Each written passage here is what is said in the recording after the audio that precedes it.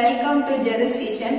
இன்னைக்கு நம்மளோட சேனல்ல எப்பவும் போல ஒரு குக்கிங் வீடியோ மட்டும் இல்லாம ஒரு ஸ்பெஷல் வீடியோவும் உங்களுக்கு இருக்குது. கண்டிப்பா இந்த ஸ்பெஷல் வீடியோ உங்களுக்கு பிடிச்சிருந்துச்சுன்னா நீங்களும் கண்டிப்பா லைக் பண்ணுங்க, உங்களோட ஃப்ரெண்ட்ஸ்க்கு ஷேர் பண்ணுங்க.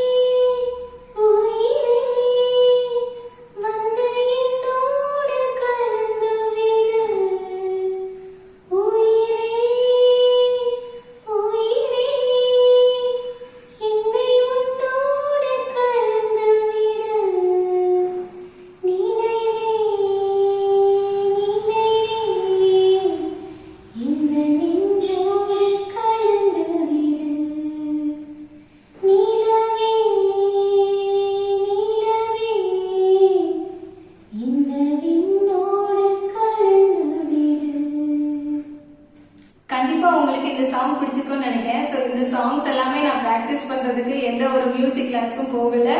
சோ கண்டிப்பா இது ஒரு ப்ரொஃபஷனல் சிங்கர்ஸ் எல்லாம் பாக்குறதா இருந்தா கொஞ்சம் அட்ஜஸ்ட் பண்ணிக்கோங்க. இந்த ஸ்பெஷல் வீடியோ உங்களுக்கு பிடிச்சிருந்துச்சுன்னா நீங்க மட்டும் பார்த்ததோட இல்லாம உங்களோட ஃப்ரெண்ட்ஸ்க்கும் ஷேர் பண்ணுங்க. இன்னைக்கு நம்ம ஜெருஸ் கிச்சன்ல இன்னைக்கு நம்ம என்ன ரெசிபி பண்ண போறோம்னா ஒரு சூப்பரான ஹெல்த்தியான ஒரு அவியல் தான். வாங்க இன்னைக்கு எப்படி செய்யலாம்னு பார்க்கலாம்.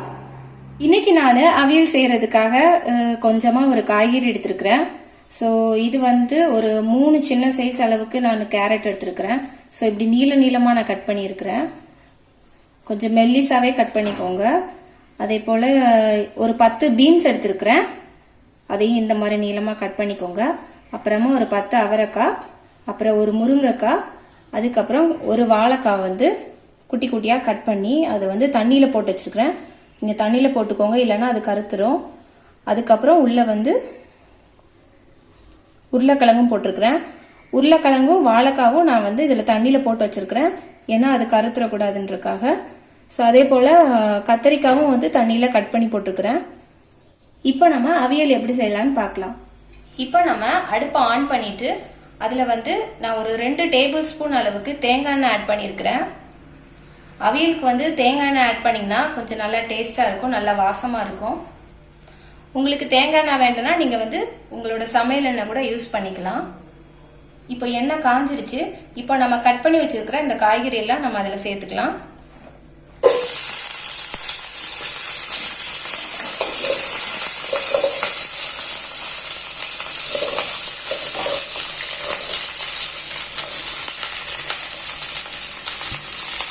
அப்புறமா நம்ம தண்ணியில ஊற வச்சிருந்த அந்த வாழைக்காயை நம்ம உள்ள ஆட் பண்ணிக்கலாம்.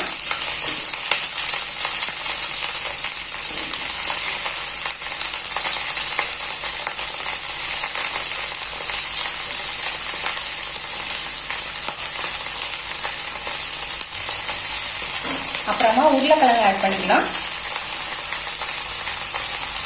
கடைசியா கத்திரிக்காயையும் ஆட் பண்ணிக்கலாம்.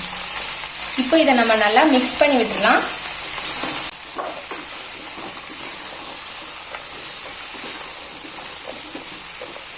இப்போ இந்த காய்கறி எல்லாம் கொஞ்சம் வேகிறதுக்கு நான் கொஞ்சமா உப்பு ஆட் பண்ணிக்கிறேன். கொஞ்சமா ஒரு 1/4 டீஸ்பூன் அளவுக்கு மஞ்சள் தூள் ஆட் பண்ணிக்கலாம். இப்போ இதை நம்ம எல்லாத்தையும் நல்லா மிக்ஸ் பண்ணி விட்டுடலாம்.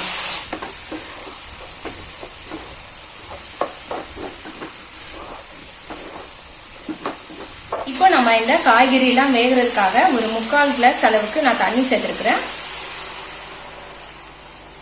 இப்போ இதை நம்ம நல்லா மிக்ஸ் பண்ணி விட்டுறலாம்.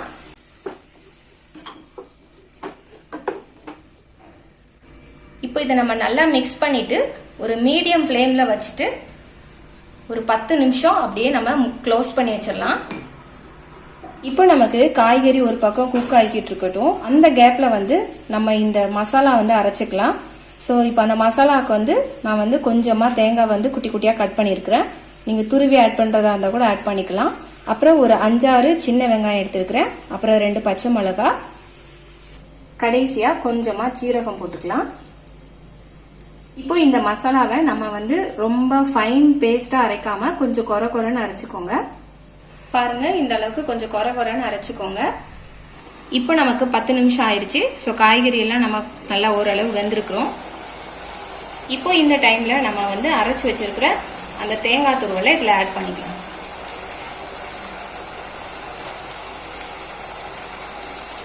இப்போ இது எல்லாத்தையும் நம்ம நல்லா கலரி விட்டுக்கலாம்.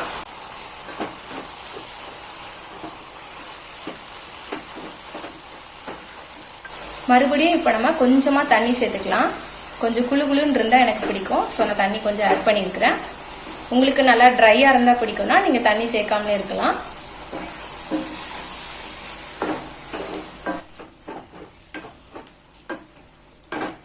இப்போ இந்த டைம்ல நான் ஒரு 2 டேபிள் ஸ்பூன் அளவுக்கு நல்ல கட்டியான தயிர் எடுத்திருக்கிறேன். புளிப்பில்லாத தயிரா எடுத்துக்கோங்க. ரொம்ப புளிப்பா இருந்ததுன்னா அது கம்ப்ளீட்டா அவியலே வேஸ்ட் ஆயிடும். கடைசியா தேவையான அளவு கொஞ்சம் உப்பு சேர்த்துக்கலாம். நம்ம ஆல்ரெடி ஸ்டார்டிங்லேயே கொஞ்சம் உப்பு சேர்த்திருந்தோம். ஸோ கொஞ்சம் கடைசியா பார்த்து சேர்த்துக்கோங்க. இப்போ இதை நம்ம நல்லா மிக்ஸ் பண்ணி விட்டுறலாம். இதெல்லாம் நீங்க ஆட் பண்ணி ஒரு 2 மினிட்ஸ் நல்லா கலரி விட்டுட்டு அடுப்பை ஆஃப் பண்ணிக்கலாம்.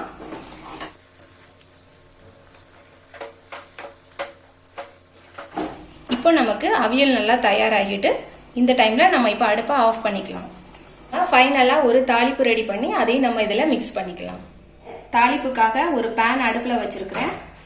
ஒரு 1.5 டேபிள் ஸ்பூன் நீங்க தேங்காய் எண்ணெய் சேர்த்துக்கோங்க. இப்போ நமக்கு எண்ணெய் காஞ்சிருச்சு.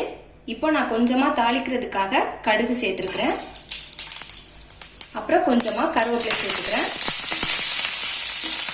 இப்போ நம்ம அடுப்பை ஆஃப் பண்ணிக்கலாம். இப்போ நம்ம இந்த தாளிப்பை இந்த அவியலுக்குள்ள நம்ம மிக்ஸ் பண்ணிக்கலாம்.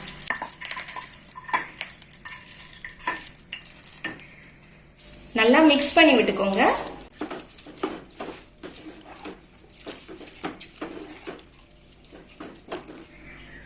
அவ்வளவுதான், நம்மளோட சுவையான ஹெல்தியான அவியல் ரெடி ஆயிருச்சு. வாசமே ரொம்ப சூப்பரா இருக்கு. அந்த கல்யாண வீட்டுல செய்யற அதே அவியல் ஸ்மெல் இருக்குது.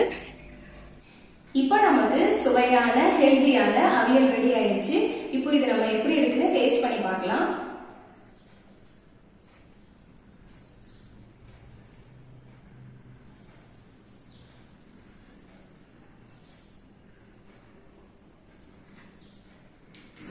அவியல் எல்லாம் நல்லா சூப்பரா இருக்குதுங்க.